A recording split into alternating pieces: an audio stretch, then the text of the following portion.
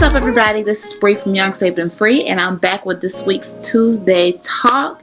And as you can see from the title, I am going to be talking about being a Christian and being an ally. So this is actually, before I even jump into the video, I'm just going to let y'all know this is my third time recording this video, and hopefully I'll be able to get all the way through it this time with no interruptions. Let me go ahead and turn my phone on silent.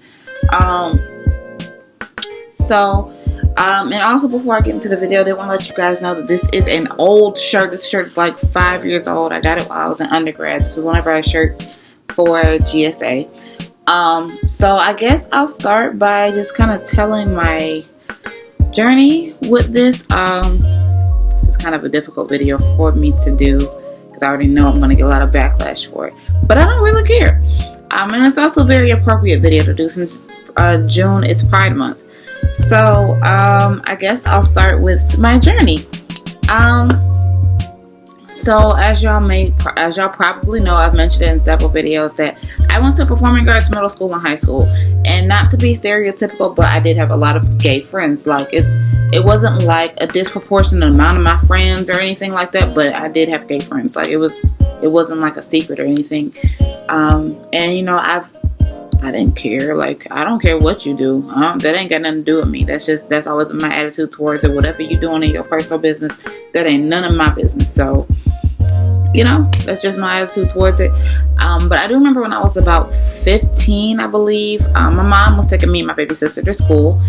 And I remember my mom, we were listening to the Steve Harvey show, and I can't remember why exactly this came up in conversation. But my mom looked at me and asked me, she's like, what would you do if your friends were gay? And I was just like, wait, before I do say that, let me just say this much. Out of me and my baby sister, I'm the one that has absolutely no filter when it comes to talking to my parents. I don't care. Like, if you ask me a question, I'm going to answer it. I don't believe in that whole saying whatever I feel is talking back. I don't believe that. I don't believe in that. If you ask me a question, I answer, you can't get mad. Like, that's just how I feel about it. So if I answer it truthfully, if I don't answer in like a smart aleck way, then you can't get mad. So, my mama asked me a question, how would you feel if your friends were gay? And I was just like, well, I wouldn't feel no kind of way about it. I was like, if their sexuality was an issue for me, then maybe we weren't friends for real, That's that, and I meant that. Like, I meant every bit of that. If there's something about somebody that literally has nothing to do with me, why does that affect our friendship? Like, I'm not friends with somebody because they're gay. I don't care if they're gay. I don't care if they like black men, white men, black women, white women, purple women, Hispanic women, Korean women, whatever. I don't care. I don't care. Like, I genuinely don't care. And by that time, I was in 10th grade. So some of my friends knew that they were gay at that point. And it didn't bother me because they knew. As a matter of fact, I believe that was the year one of my friends came out to me.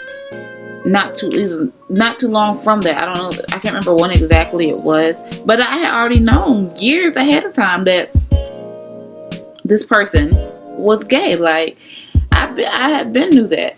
But they didn't, they were so afraid of coming out. And I think the thing about it is, one, I live in Georgia. So Georgia is in the Bible Belt. There's literally a church almost on every corner in Augusta, it seems like. So, it's a lot of pressure to live this Christian lifestyle, whatever that's supposed to mean. But I, even though I grew up in church, I didn't agree with a lot of things that went on in my church. So I didn't take it so close to heart. But, fast forward to, I remember with that conversation with my mom, I don't think she was expecting me to say what I said. But like I said, I'm out of me and my sister. I'm the one that always am very quick with it. Like, am very nonchalant about it. Like, I don't care what you think about it, but that's how I feel. Don't ask me how I feel while something didn't get mad because I say how I feel. But fast forward to my freshman year of college. So my freshman year of college, my best friend from high school, she also went to the same school. We were roommates. And we decided we were going to join Gay Straight Alliance. So, it was something I knew I wanted to be part of. Me and her have been talking about it all through high school. So we're like, oh, we're going to join, I want to join wherever school I'm at. I want to join. My plan was to be at FAMU for undergrad, but I ended up at Austin State. So we joined, and I remember when I told my mom that we joined, she was absolutely livid. She was just like, if you were gay, you didn't have to wait till you went off to college to tell me, and blah, blah, blah. Keep in mind, me and my old boyfriend, I had a boyfriend when I went off to college.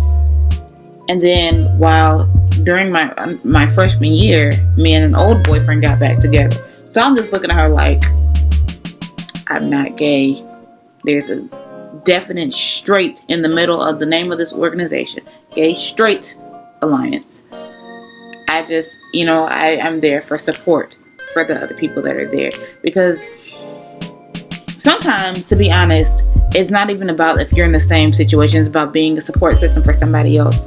Because what people don't realize is being gay isn't necessarily a choice.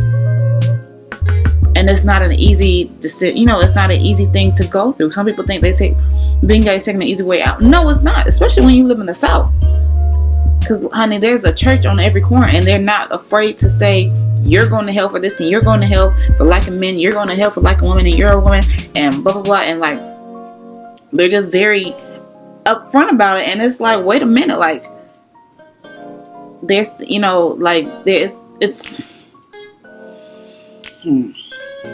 This is a very difficult video for me to make, y'all. Like, when I tell you, it's really, really difficult.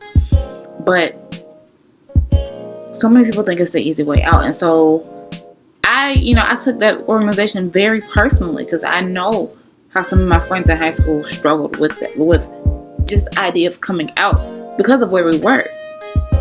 Like, Atlanta is in the South, but it's not a true representation of the South. It's more metro than anything else, And so in Georgia, there are a lot of small towns, a lot of hick towns, redneck towns, whatever you want to call them, we got them. And so going to school in South Georgia, in a very, very small town in South Georgia, it can be really difficult. So me and my best friend at the time, we decided, we were going to be part of the organization, and it was cool. So from the time I was there up until I graduated, I was on the exec board. My freshman year, I was kind of like being shadowed on the board, but then at the end of the year, I was voted onto the board and stayed on the board my entire undergraduate career. And so even working on the board, you saw so many different sides of people.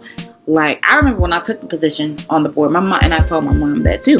I didn't care. I was just like, it is what it is. Either you don't know, or you're going to, you either going to find out from me, or you're going to find out online. I don't really care. But you can't say that I didn't tell you. So, I remember she talked to my aunt, and my aunt was my pastor at that time. My aunt was like, why do you have to be involved? Like, why can't you just be involved but not have a title? And I'm like, why does it matter if I have a title? Like, who cares? Who cares if I have a title? And I mean, I understand where she was coming from, because we are in the South. People are very judgmental, and when it's time for me to apply for jobs, they see that. However, I was also a psychology major, so working with this population is, it wasn't a bad thing. It wasn't like, oh my God, I would never hire you because you worked with this population. It's actually a benefit, but that's not why I went into the organization. So, even like once we started working, and like when we got to work immediately. We had events all the time, and we have one of the biggest fundraisers on campus, which was Drag the Light, and we do it every year as a World AIDS Day benefit, and we raise thousands of dollars for AIDS research, but a lot of people, they knew that, and they still was like, I can't be involved with your organization because of the name. I can't be involved because you guys deal with gay people, and I can't do that because I go to church. And it's like, and it kind of bothered me, because in school, in college particularly, I was known for going to church. Like, that was what I was known for. Like, I would go out. I had in my opinion, a very balanced lifestyle. Like, I went to church. I was very active in church, but I also had a life like outside of that. I wasn't so sheltered off from the world that I didn't know what was going on. And so it kind of bothered me when people will say I go to church and I can't be involved with the organization, because it was like, if you're involved with church, then you should know your Bible, right? So I mean, if you're involved in church, and I feel like you should know your Bible, and you should know more than Leviticus 18:22, because if you flip over a chapter over, there's a verse that says women shouldn't wear braided hair and jewelry. And if you look at the last video I posted, the last video I posted, I have braided hair and gold jewelry. There's scriptures that say we should not eat pork. There's scriptures that say we should be a virgin. If we're not, our fathers should stone us in the streets. Like, there's so many verses that people refuse to acknowledge, and I don't like selective reading Christians. Like, I don't like people that feel like just because you're standing, just because you sin because I sin differently, that it makes me less of a Christian. Now, I'm not gay personally, no, but I've been in church long enough to see a lot of things. So just because somebody likes to sleep with someone that has the same sexual anatomy as themselves, that doesn't mean that they're not able to love God. Those things are not exclusive. The church is not supposed to be exclusive. It's supposed to be inclusive. But I feel like a lot of people think that because they sin out loud, like where it's visible, you can see, if you've been around enough, around enough people, you can tell when somebody is gay. I can.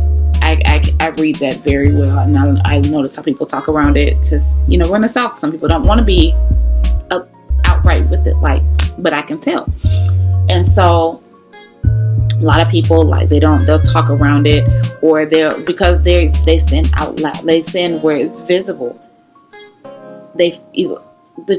Some people in the church feel like they can chastise them for that, but there's some people in the church that are just do things just as bad. And to be completely honest, all sins are seen equal in the eyes of God. That is scripture. So I don't care whatever you feel about homosexuality, I don't care, because you sleeping with whoever and you're not married, that's just as bad. It is. You having a drinking issue is just as bad. You having a pill issue, you having any kind of drug issue whatsoever, that is just as bad. You wanting to be with somebody's wife, just as bad.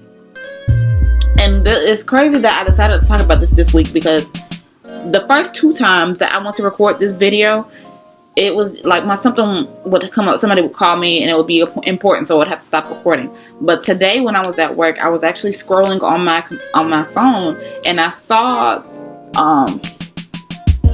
this post on the Shade Room about Sierra.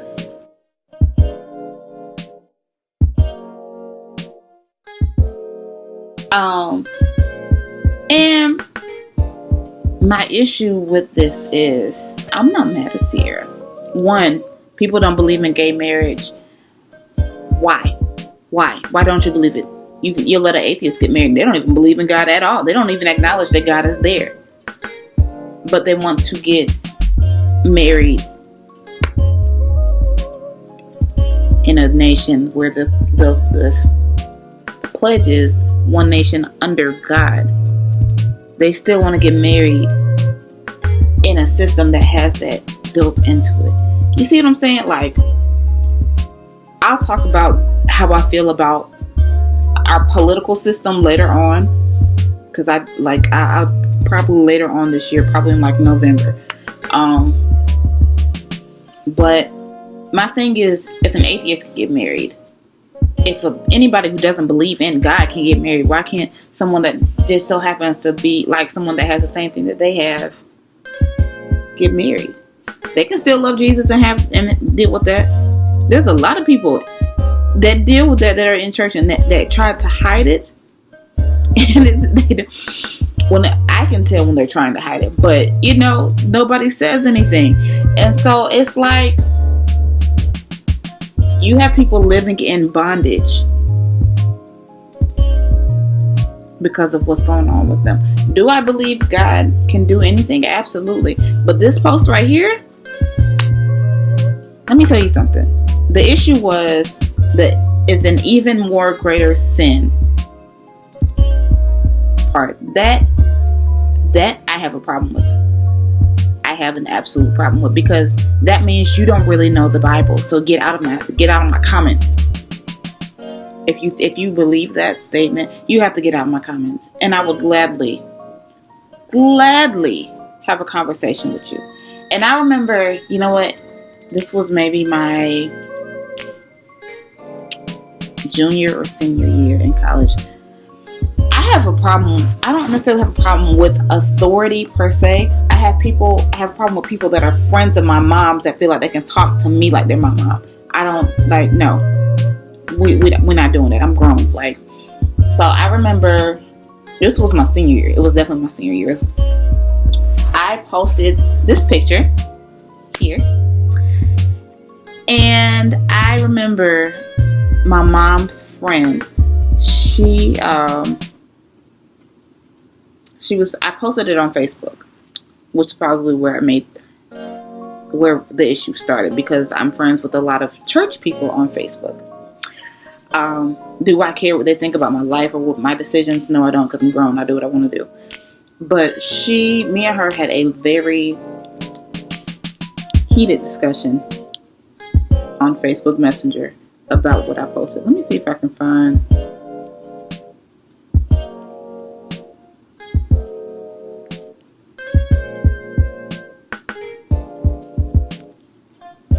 Okay, so it says, GSA means the world to me. I've gotten so much backlash for it in the last 4 years from friends and family, but when it's all said and done, I support gay rights and there's nothing you can do about it.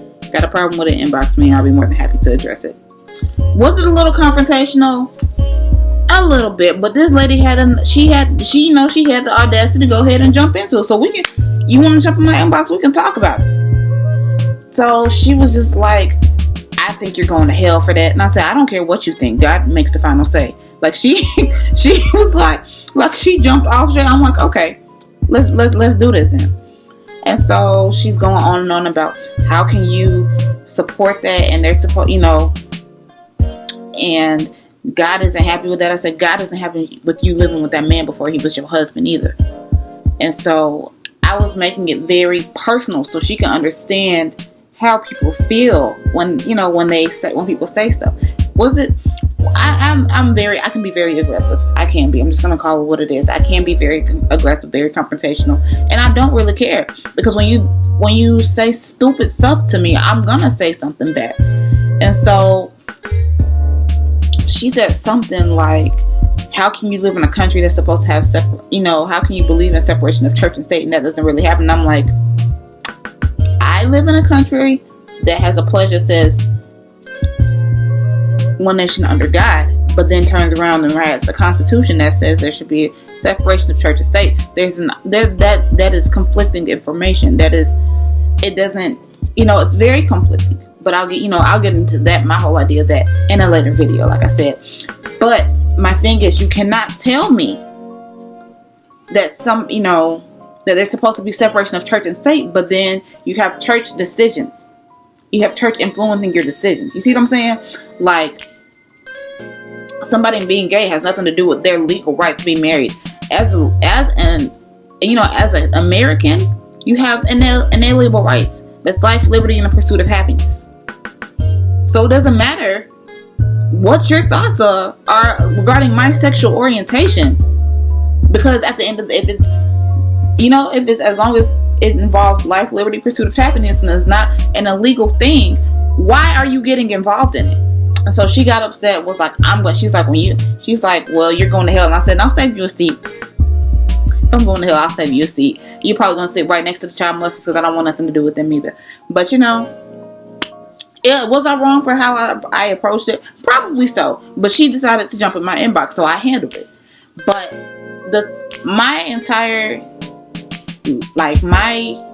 and it wasn't the first time that I had to deal with that. My entire college career, it just don't, like, for example, my entire college career, I've dealt with that backlash from other people all the time, especially other organizations that have religious values. Got it all the time. So me and the rest of the members of the exec board, we weren't exactly closed off from campus. You know, we were very well known on campus. We were very popular people on campus. Everybody knew who we were. Like, outside of GSA, they knew who we were. Like, because of my because of my affiliation with other organizations on campus and other groups in the area. Like, I used to do club promotions. People don't know that. I used to do club promotions in college. So, people knew me for that too. But I remember one day we had a GSA meeting. Our meetings were always Mondays at 8. And so it just so happened that mass choirs meetings were around the same time, and we were in the same building. The GSA was on the 3rd floor, and mass choir was on the 1st floor. So in the student, it was in the student union. So in the student union at VSU, there's like if you come from the main street, which is Patterson Street. Patterson Street is one of the main streets, but this was Baytree and was it Patterson? No, what road is that? Either way, it's the big road where you can see the fountain on campus. I can't remember the name of it right now. So on that street, if you come in from the fountain side, you're coming on the 1st floor. But if you come in from the campus side, you're coming in at the 2nd floor. In between the 1st and 2nd floor is a huge stairway where then it has a lot of sitting areas, right? So after the meeting, the exec board, we were sitting in on the stairway or whatever, and it just so happened that we had a bunch of candy, and we were like just giving people candy, like, here, take it, whatever, we don't need it. And so mass choir came out, and some of them were talking to us because one of our members of GSA actually was singing in the choir. And so she came up, and we were all talking, blah blah blah, and some of the other people from choir saw her and came talking to us. They didn't know that we came out the GSA meeting. They saw the candy and was like, "Oh, can we have some of your candy?" And we're like, "Yeah, go ahead, help yourself." And they were like, "Oh, what meeting y'all coming from?" We said GSA, and they were like, "What's that?" And we were like, "Gay Straight Alliance." They were like, "Oh, we don't want your candy." And I'm just like, excuse me, like, first of all, there's nothing wrong with the candy. Take the candy. But something that, like, you see what I'm saying? Like, we're all college age, but that mindset is very old fashioned. And so it didn't matter to them that, like, to them and some of the other organizations that we have been doing way bigger things than any of them on campus. Like, we had events every month. We had when it came to like meeting university standards for organizations of excellence, we were always an organization of excellence. We always did stuff not just on campus, but in the South Georgia community. We always had AIDS awareness. We always did free HIV testing. We did everything like that. Like, but nobody cared about that. It was just the fact that we supported gay rights. And so I remember even when I got more involved in church, there's people who didn't want me to work with their children because they knew that I was involved with GSA. And I was like, I don't care. I don't care. I was like, that's between you and pastor. When your child ain't dancing or your child ain't singing in youth choir, that's between you and pastor. That ain't got nothing to do with me because that was your decision. So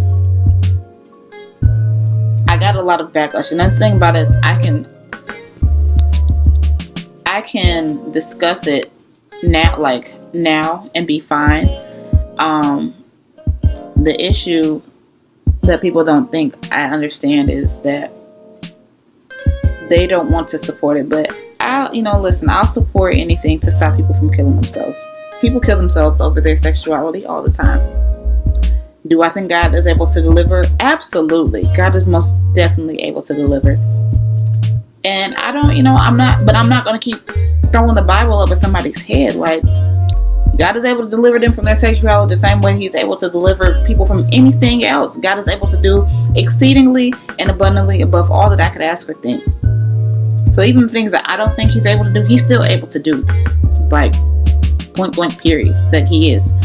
And so I don't think people understand that you don't have to beat somebody over the head with the Bible, because sometimes that's just not the way to approach that situation. Sometimes I just need prayer. Like you need prayer. But I guess that's all I got for y'all. But let me know your thoughts and we can talk about it in the comments. And be sure to like, comment, subscribe, and hit that notification bell so we can talk.